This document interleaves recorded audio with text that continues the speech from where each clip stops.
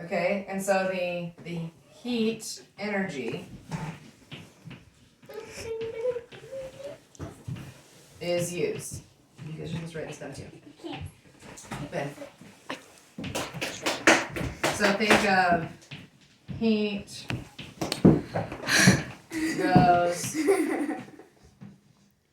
in, like the word in.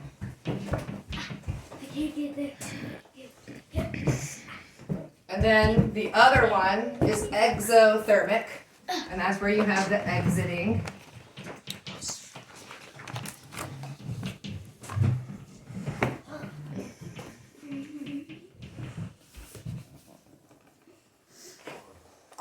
Right, so that it gets hotter, and you can feel it coming out. You can feel the heat coming out. Maybe that just helps you remember it. So heat energy is released. Am I still? Yeah, I'm kind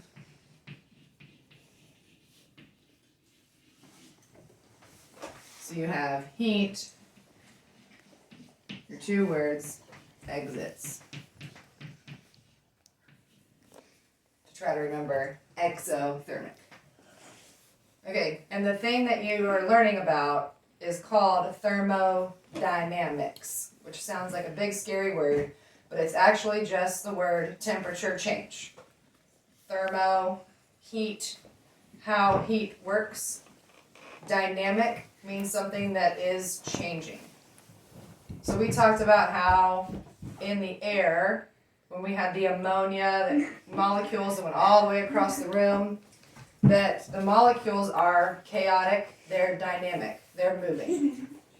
And this time, instead of talking about the molecules, we're talking about the heat energy. Okay, so this whole thing, I'm going to write, I'm going to write up here so everybody can see it. Am I on there still? Yeah. Thermodynamics. So that's your big long word for it, thermodynamics, and it means heat change. I'll take a photo of it.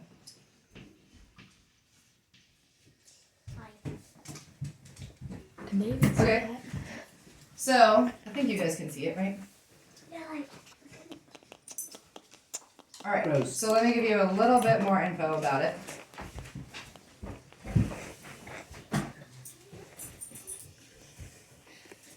Okay, there are, so wait, how do you get hotter? What do you have to do? What? No. How do you create heat? Run. Move. You're moving. Your body's moving, and then you can feel the heat energy being released into your body, and you get warmer. Rose. Right? You could also go stand in the sun and absorb the heat that's exiting from the sun. But I mean, like, if you just were in a place where it was cold and you wanted to get warmer, you could do jumping jacks, you could do squats, you could get your body moving so that you get hotter. So we're going to take that and we're going to apply it directly to the molecules. So if we get hotter when we move, then the molecules move, they get hotter, right? Maybe not every single time as a rule, but that's a good picture of how that works. All right, so there are 3 types of motion happening: rotation, vibration, and translation. So first we're going to do translation. Zan, please demonstrate translation by walking from here to the table. Bye-bye. Okay, he just did translation. Yay! Moving in a direction. All right, and it's a straight line concept. Then you have vibration. Vibration is like this, right? Like you're moving. When Zan is doing his drumming, this is vibration, right? Okay, Zan, come stand up again. I want you to do vibrational and translational. So translation was that way. Vibration was do your arms. You can drum your arms. Just drum your arms. And you're going to go in a straight line that way. Okay, so he's doing both vibrational and translational. All right, now he's going to try to do one more. We're going to add it in. It's going to be hard. Let me move my chair, make sure he doesn't fall and hurt himself. Okay, so now he's going to do translational, vibrational, and rotational. What does that mean? Yes, go, go, go, go, go, go. Okay. Okay, stop. So those are the 3 types of movements that are happening in molecules. Right? So water has vibrational and rotational modes. When you look at water, is it walking across a room? Yeah. No. When the tides are pulled in, is that because water moves? Vibration. That's not because water moves. Why do we have tides? Moon. The moon. Yeah. You guys can unmute if you want to. Okay, so the moon is the thing that pulls them in. Water doesn't have translational action. It's not part of the inherency of how water works. Okay, so in this picture, you have vibration, which is where, picture this being the head, and these are the arms, right? Okay, so we have a flapping type motion. And it's where the hydrogen, the hydrogen's getting pushed down, but it wants to go back up. It gets pushed down, it wants to go back up. Pushed down, wants to go back up. Pushed down, wants to go, constantly, the whole time it's doing that. Alright, so that's one. So it's pushed down and then pushed apart. Pushed down, pushed apart, constantly. And then you have the water molecule has a positive and a negative end. One side of that this little Mickey Mouse, when it's this way, it looks like a Mickey head, right? So you've got these two, you have a positive and negative pull, so it's also spinning and trying to be in contact with things. So water behaves like that. It does not have translational movement. But they're always... Oh no, it says they do. Okay, so they are moving this way too. But they didn't show you. So they are moving this way too, but because of the pull, they're just doing this. No, I want, nope, nope, nope. And they're spinning. I need this one to attach to me. I need this one to attach to me. I got positive, I got negative. No, you're negative. No, come back, I'm over there. No, I'm negative. No, you're positive. So they're always doing all of those things at all of the time. And you don't see it, right? They just know it from deep studies, I guess. Okay, so a cup of water does not have translational movement, unless you pick it up and move it. That's not the water, though. That's you, and the cup. You're not moving molecules of water. You're moving molecules of cup. Okay, so these guys, because of the way they're magnetized, they're polarized. They have the positive, they have the negative. Then they have the stuff we talked about last time with the elephant and the fleas happening, and the push and pull of how the electrons want to push apart, but then the other ones don't want to just stick together. They also want to push apart. So there's constantly just like nudging each other. Like, no, you go that way. No, you go that way. Some of them nudge harder, like the real push that makes the hydrogen go down. But they don't just stay down. They push back up, and they push back up constantly. The whole molecule is spinning all the time. And it has the negative positive pull, so it's also not necessarily going up and down and back and forth and diagonal. It's gonna pick a direction. It says a straight line mode. So we're not gonna go like this. It's not gonna go diagonal and then across. It's gonna go just that straight way. It might go one and then the other, but it's not gonna wave. It won't do that. It's a straight line. Okay, so if they're all moving all the time, they have energy.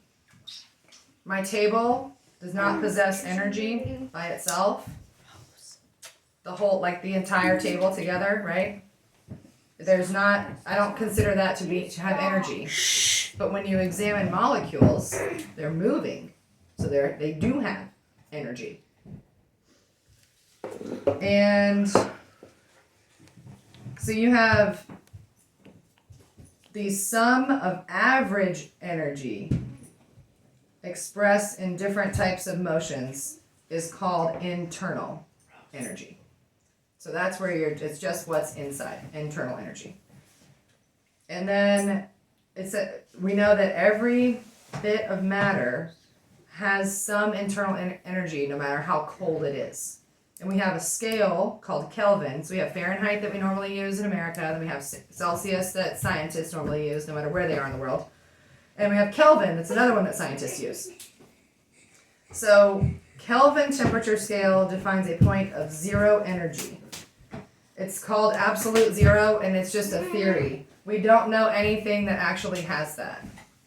We just are like, well, maybe we need a measuring point to start from. So we're going to make this up as the lowest one and measure based on, from there, what the temperature of the internal energy is. Okay. And temperature only measures translational motion.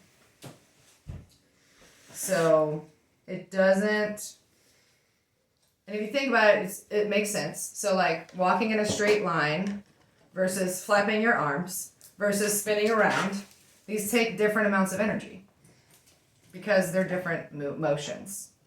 So that's, you have to assume that that's true to measure the Kelvin energy that's just the line, the translational.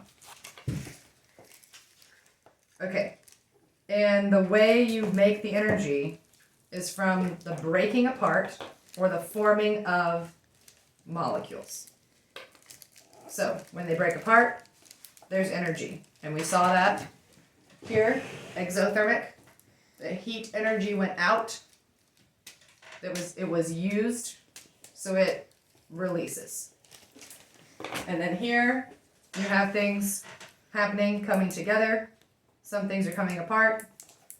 The reaction, because of the molecules we used, you have to use citric acid to make it colder. You can't use lye to make it colder. That doesn't work. And the reverse is true. Citric acid isn't going to make something hotter. It has to be lye. So obviously, different molecules behave in different ways.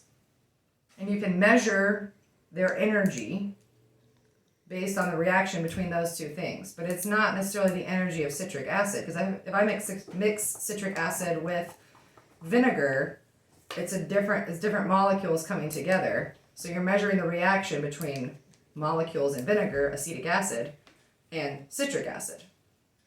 So you have a new measurement. So thermodynamics is like a never-ending science of finding out, how does this molecule react with this one? What happens with the heat? Is that good? Is that okay? Can I do this in a lab, or will I burn my face? All these types of things are really helpful to figure out in a safe way. And then the other way we see energy transfer, so that we are imagining, right? We're imagining the molecules doing the movement and the rotation and all this. So, and the vibrational. So then you have work, where you use your energy to make something happen. So when I stir this, I am doing work. I'm expending energy on this, and I can create a thermodynamic change in energy based on what I'm doing. So depending on what I'm using, obviously. Pumping a bicycle pump can cause its temperature to rise. So there's an example. It's not going to rise and like burn your tire, right? They made it so it doesn't do that. Also think about your computer and like the sound of the fan that's on your computer. The energy, the work of the energy going through, actually moving, right? The electrical conductivity is creating heat.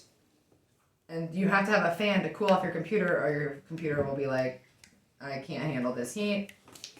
The connections, the metals are going to be manipulated by the heat. So they've had to measure the thermodynamic exchange with electricity with all the different metals that are used in your computer and your TV and everything you plug in, to make sure that they don't break or like stop working after 15 minutes. because the temperature went up so much. The thermodynamic issue of exothermic process destroyed your computer. So there's a lot of application for thermodynamics in all different fields. Like my husband works with it at BMW. He was in the lab before. He was in the paint shop before. When paint is squeezed through a robot that is mechanical, there's heat energy there. It's a plugged-in robot, so you know there's heat. You can't have the paint at the wrong temperature or it won't stick. I'm sure you've tried. I mean, maybe you've seen like paint where it was really cold, and it does like imagine paint being cold, and you're trying to paint with it, and it's like getting hard. It's not working out for you. It's no longer smooth. So this is a very useful subject, thermodynamics. You also have biological applications for this, which is the concept that Zan said, that when you have a fever, you're having a problem in your body that's releasing heat, an exothermic reaction, and you need your body to stop doing that or your brain will stop working. I think the rule is 105 degrees for like babies and toddlers and 103 for adults, where brain cells start getting destroyed because of the exothermic process in your body. So people invented fever reducers so that we could not have our brains get destroyed from a fever, which is a common, very common thing throughout all of mankind, getting a fever, right? So this topic sounds hard, but it's not that bad, right? Feeling okay about the word thermodynamics at this point? Change of temperature. And that it roots back to these concepts, the moving, pushing of the molecules apart, or pushing of the atoms that are involved in the molecules apart, and then pushing back up because of the electrons that are manipulating it. And then you have the rotation where it's spinning around, and then you have that attraction, that movement toward another one that's constantly happening. So it's not that hard, as you saw from this, to make the temperature change, right? Like, I literally just put citric acid and water together and made this stuff, and now it's hard. It's this, like, it has chunked together. I can break it apart. It's not cold anymore. It's actually getting a little bit warm. It's crusty. So Dusty. this process of drying it out, like it's absorbed the water. There's still gas in here. I didn't get it all out. So there's a process there that makes it warm again. So it lasts a little while, not for long. And citric acid is also very useful in your house. So if you don't have any in your house, it's like the thing that you can use if you don't have dish soap. And it's something you can use to clean your dishwasher and your washing machine for your clothes. There's a couple other like uses, like household uses for it. And you can also cook with it, like make things with it. And there are drinks that are like cooling drinks that have citric acid in them, so that when you pour, I'm pretty sure you pour the powder in, right? Shake it, and your bottle gets colder because of the citric acid. So it's not going to kill you if you eat it. It's okay. Okay, do you have questions? Jay, questions? No. Jameson, any questions? No. Isaac, got anything? Nothing. Okay. All right. So I do want you to look at your book on that page that I was just on. Hold on, let me step to what it was. It's page 193. And draw the couple of pictures of vibration and rotation, and draw your own picture of translation, the straight bumping into things. Okay, so I'm just gonna write the page number on here. What is it? Okay, that's all I've got. Then you can stop recording there.